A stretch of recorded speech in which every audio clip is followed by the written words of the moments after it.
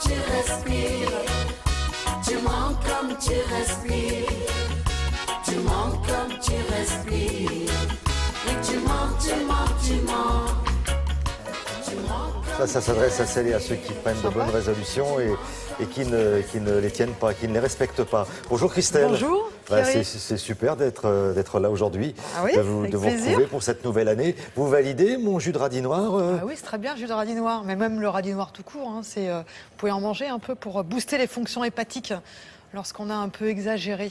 C'est le thème de cette chronique de ce matin, pour commencer la nouvelle année. L'idée, c'est les nouvelles résolutions, parce que c'est vrai que les années passent et s'agissant des nouvelles résolutions, c'est toujours la même chose.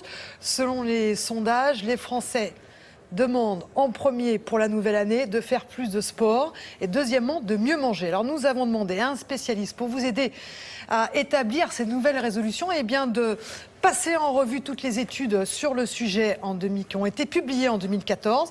Voilà ce que ça donne. Il en a sélectionné trois études qui pourront vous aiguiller et vous donner des idées pour ces nouvelles résolutions 2015. Alors, il s'agit de cholestérol et de son d'avoine. Il s'agit aussi de fuir les régimes express. Et enfin, Thierry, de vous débarrasser définitivement de vos chaises de bureau. Chaises de bureau à la poubelle, décryptage de Boris Ancel. Au cours de l'année 2014, on peut notamment retenir 3 actualités qui permettent d'avoir des conséquences pratiques pour 2015.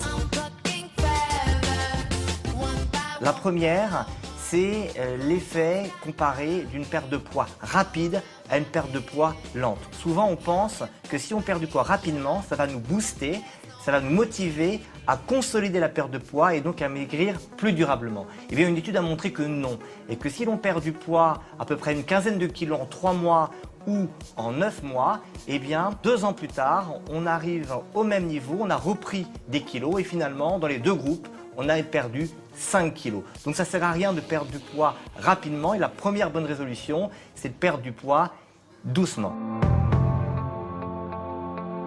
La deuxième actualité de 2014 qui a des implications pratiques, elle concerne l'avoine. On sait que l'avoine réduit le taux de cholestérol. Mais là, on a un ensemble de données qui nous donnent un chiffre. C'est qu'avec 3 grammes de bêta-glucan, qui est la fibre soluble qui est contenue dans l'avoine, eh bien, on a un effet optimal pour réduire le taux de cholestérol, avec d'ailleurs un effet un peu plus important chez les personnes diabétiques. Et puis, il y a d'autres résultats importants concernant l'activité physique en 2014. Tout le monde sait qu'il faut pratiquer de l'activité physique d'intensité modérée pour rester en bonne santé. Mais ce qu'on sait maintenant, c'est qu'il y a quelque chose d'autre. Le fait de rester debout est important pour se prémunir contre les maladies chroniques et pour réduire la mortalité. Ça a 2 conséquences pratiques. D'une part, pour les personnes sédentaires, qui n'ont pas l'habitude de se lever, à peu près 25% de notre population qui reste plus de 8 heures assis, eh bien le simple fait de se lever, c'est bénéfique pour notre santé et pour limiter les maladies. Et ça a une deuxième conséquence pratique, c'est que même les sportifs qui ont des séances d'activité sportive, ces personnes ont un bénéfice par ailleurs à se mettre debout le plus souvent. Donc en pratique, la recommandation pour 2015, soyez debout. Non, c'est intéressant. Et encore ça, on a choisi 3 recommandations. Oui. Je reviens au son d'avoine. Oui. C'est vraiment très efficace. C'est très efficace, oui, ça a été montré. Hein. Donc ça, ce sont des études qui ont été publiées. D'en mettre un petit peu dans son alimentation, un peu dans la salade. Ça peut être aussi dans le muesli, dans les céréales de petit déjeuner. Ça permet effectivement de diminuer l'absorption du cholestérol au niveau intestinal. Et donc, on peut voir que le taux sanguin de cholestérol diminue de façon significative avec... une prise en charge qui est très simple, rajouter du son d'avoine sans effet secondaire dans son alimentation. Alors là où je réfléchis un peu plus, c'est l'histoire des sièges qu'il faut faire disparaître. J'ai fait le calcul d'ailleurs, s'agissant de votre prestation cette semaine à Télématin. Au bout d'une semaine de présentation de Télématin, vous êtes resté pour cette présentation, si on imagine qu'on est samedi, donc voilà, 18 heures assis pour la présentation de Télématin. 18 heures, 3 heures par jour, j'ai calculé. Ouais. Donc 18 heures assis. Donc maintenant, j'ai vu ça avec la direction de France Télévisions, en accord avec William Lémergie et avec les syndicaux, les partenaires sociaux. Il n'y aura plus de chaises pour la présentation de Télématin.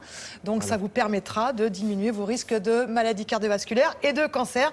2015, on fait tout debout. Bon, une belle année à Allez, William. terminé. Voilà. Voilà ce qui vous attend, William, à partir de il va être content.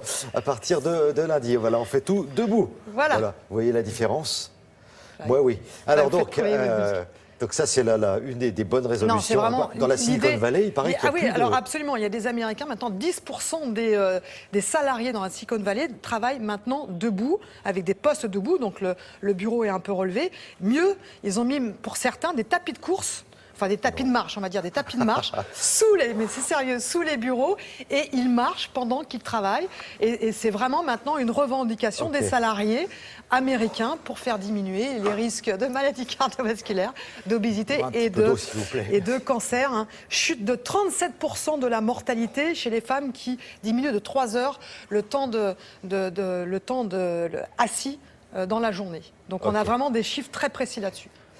Ok, merci. Je ne suis pas sûre qu'on vous tienne jusqu'à la fin de la Merci semaine. Christelle. Ouais, je suis là jusqu'à 9h25 quand même. Hein. Je vais avoir un verre d'eau, s'il vous plaît, merci. Merci beaucoup, Christelle. On va continuer avec un instrument qui va peut-être vous rendre service. C'est Yann Lavoie qui vous le propose. C'est un objet connecté, on en parle beaucoup. Voici, merci beaucoup pour... voilà, j'ai arrêté la machine. Je vais laisser la place à Yann Lavoie. Debout.